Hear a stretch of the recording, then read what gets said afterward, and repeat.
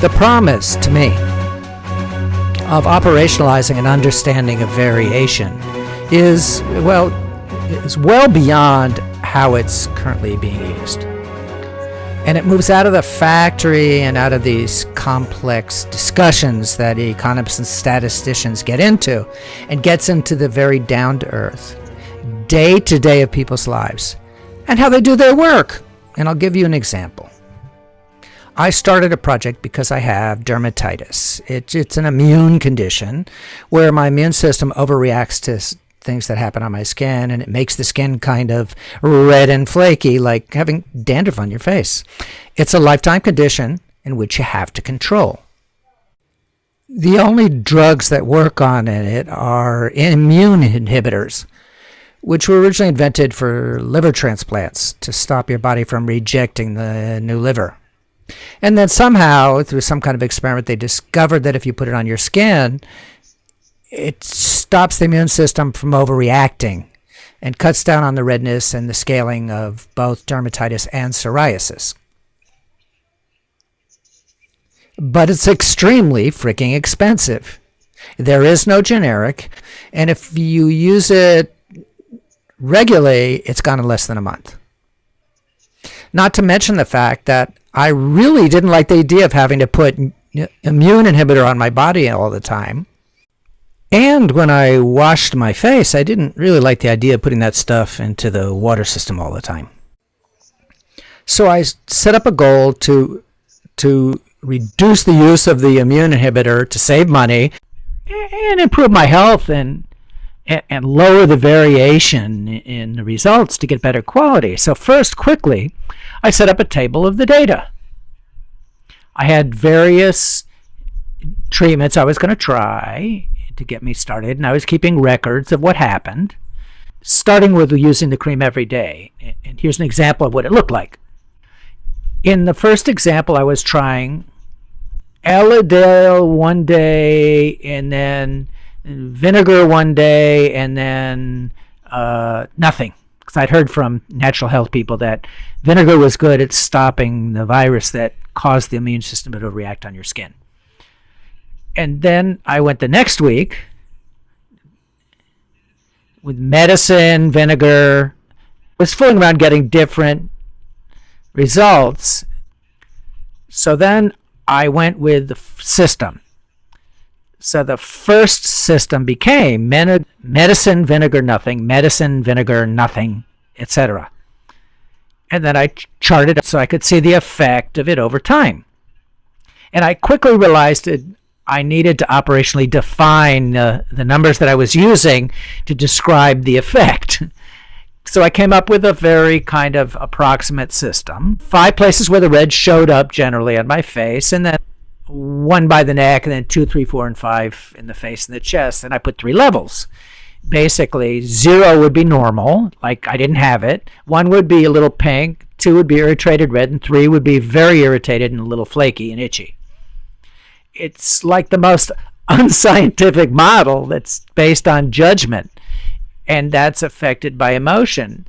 It's really an approximation, but it's a good approximation because it actually clarifies better than if I tried to get a precision and came up with a definition that was very complicated and hard to measure. If in searching for absolute precision, we make a model too complicated, it becomes too hard to measure, it becomes burdensome, and when it's burdensome, you usually end up with people measuring it wrong or reporting it wrong anyways. It's just human nature. Let me go back to the situation here where following the model of using the medicine basically once every 3 days, I had a run of between 0.6 in my scale to 0.174 on my scale. But then I did something interesting. I switched to, just to test it, medicine one day, vinegar one day, nothing one day, back to vinegar, then nothing, then to vinegar, then nothing, then medicine, which meant that I would going 365 times a year to only 52. And I was just curious to see what would happen. It was I had seen an improvement, so maybe the improvement would get better with less medicine. And it got much better. So my range of variation was predictable between nothing having a perfect face, to having a face of about 0.7. That's a full point. That's like a 70% improvement, if you like those kinds of numbers. And the point of this is not that I tried something new and it worked and it's good. I was experimenting. It's not that I made a great improvement, which is good. It's that if I'd been setting targets to improve by 10 to 15%, I would have never found this out. Not in a million years. I would never think that I could improve 70% in quality by cutting back the use of the medicine, which is also cut back by as high as 70%. And this means I was spending a lot less money with much better effect and putting much less chemicals into the environment. So quickly, let's go back to Barry Bonds and Aaron as a comparison and see. Basically, the two things that stand out are how similar these two players were in terms of output of home runs, except for one point, what happens in the 16th year of Barry Bonds' career. And we know what that point was. It's when he broke the world record for home runs. But this is exactly the pattern of what happens when you tamper with normal, ordinary variation. It shot up, yeah. I mean, he broke the record. But look what happened only a few years later. And the shape of the curve is exactly the same as the shape on top. And that's because in any natural system, the system will always try to return to homeostasis. It will always try to pull the results back towards the center line, back into balance. And so he tampered, and then it went up, and then it went down, and that creates all kinds of chaos, which enters into his career. And what was a career that, had he been left alone, would have been known as he might have surpassed Hank Aaron naturally. And though he will always be remembered as a great baseball player, he will always have this black mark on his career. Now, I don't know if he took his drugs, but I do know that something out of the ordinary took place, because it's so obvious you can just see it taking place. So nature will always bring things back to balance. And that's why tampering and playing around, David, with those little points inside the limits is such a dangerous thing to do.